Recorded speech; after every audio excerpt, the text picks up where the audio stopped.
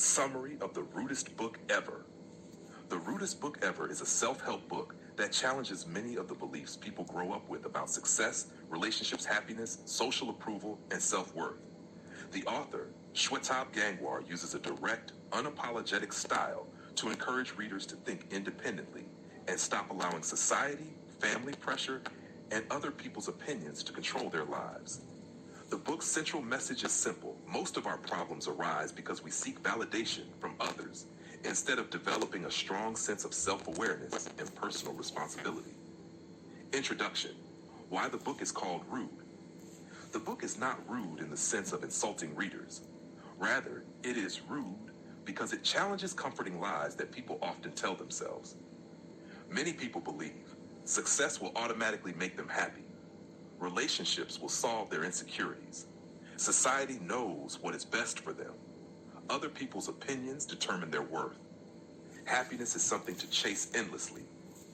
The author argues that these beliefs often lead to disappointment and emotional dependence. Instead of offering motivational quotes and feel-good advice, he asks readers to examine uncomfortable truths about themselves and their choices. Chapter 1. Stop seeking validation. One of the strongest themes throughout the book is the human tendency to seek approval. Many people constantly ask, do others like me? Am I successful enough? Am I attractive enough? Am I doing what society expects?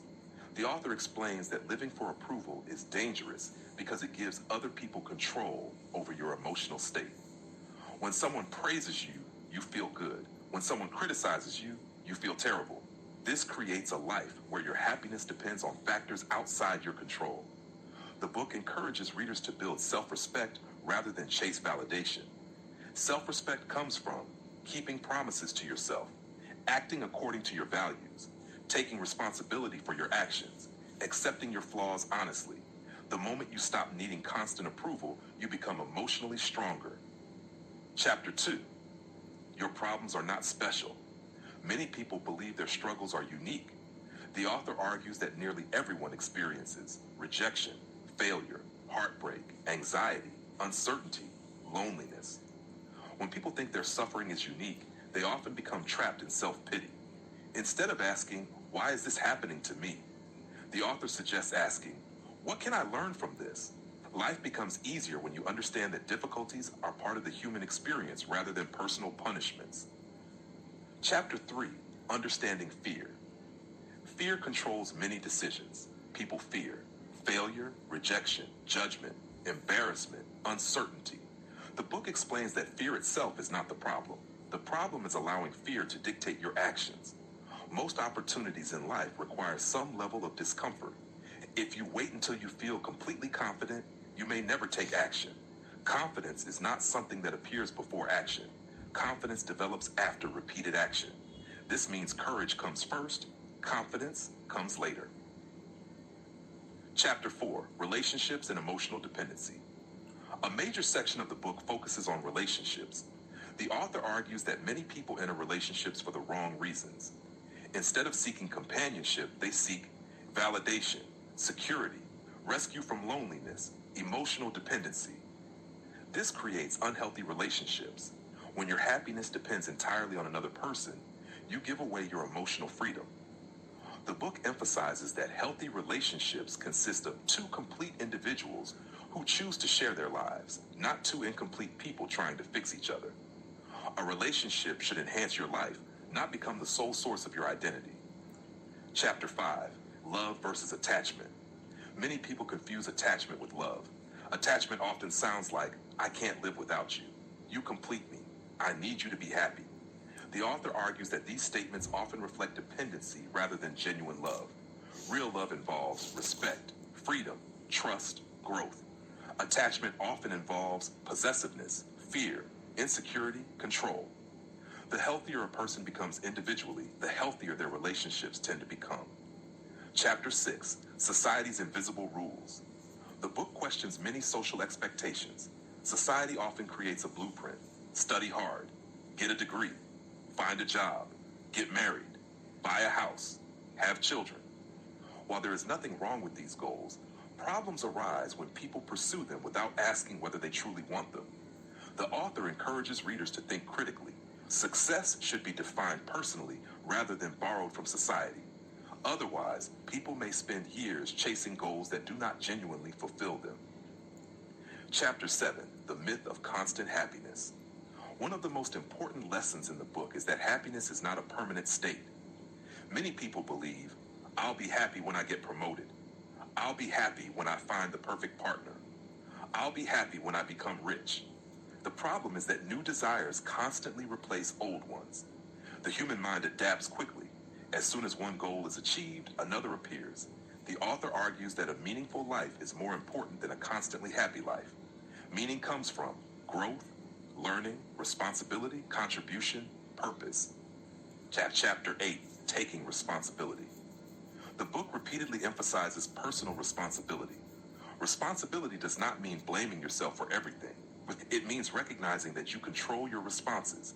You cannot always control circumstances, other people, economic conditions, unexpected events, but you can control your attitude, your effort, your decisions, your habits. People become powerful when they focus on what they can influence rather than obsessing over what they cannot. Chapter 9, The Danger of Victim Mentality. The author warns against adopting a victim mindset. A victim mindset develops when people believe life is unfair only to them. Others are responsible for all their problems. They have no power to change anything. While genuine hardships exist, constantly viewing yourself as helpless can prevent growth. The book encourages readers to acknowledge challenges while still taking ownership of their future. Chapter 10, Self-Awareness. Self-awareness is presented as one of the most valuable skills a person can develop. Many people know what others think, what society expects, what friends want, but they do not know themselves. Self-awareness involves understanding your strengths, your weaknesses, your fears, your motivations, your values. Without self-awareness, people often drift through life making decisions based on external pressures. Chapter 11, Confidence is built, not found. A common misconception is that confident people are born different. The author argues that confidence is developed through experience. People become confident by facing challenges, making mistakes, learning lessons, repeating difficult actions. Waiting to feel confident before starting something is a trap. The process works in reverse. Action, experience, competence, confidence. Chapter 12, Social Media and Comparison. The book discusses the impact of social media on mental well-being. Social media often presents highlight reels, filtered success, perfect-looking lives. People compare their ordinary lives to someone else's carefully curated image. This comparison creates unnecessary dissatisfaction. The author encourages readers to remember that social media rarely reflects complete reality. Every person faces struggles that may not be visible online. Chapter 13, Failure is Necessary. Failure is often viewed as something to avoid. The author argues that failure is one of life's most effective teachers. Every successful person has experienced rejection, criticism, mistakes, setbacks. The difference is that successful people learn from failure rather than allowing it to define them. Failure provides feedback. When viewed correctly, it becomes a tool for growth rather than a source of shame. Chapter 14, Building Strong Character. Character matters more than image. Many people focus on appearing successful instead of becoming successful. Character is built through integrity, discipline, honesty, accountability. A strong character creates long-term respect and self-confidence. An impressive image without substance eventually collapses. Chapter 15, Stop Overthinking. Overthinking often creates problems that do not exist. People spend hours imagining worst-case scenarios, future failures, other people's opinions. The author explains that excessive thinking frequently leads to paralysis. Action often provides more clarity than endless analysis. Instead of trying to eliminate uncertainty completely, people should learn to act despite uncertainty. Chapter 16, Freedom through Acceptance. One of the deepest ideas in the book is acceptance. Acceptance means acknowledging reality without unnecessary resistance. This includes accepting imperfection, uncertainty, failure, aging, rejection. Acceptance does not mean giving up. It means seeing reality clearly so you can respond effectively. When people stop fighting reality, they gain more energy to improve it.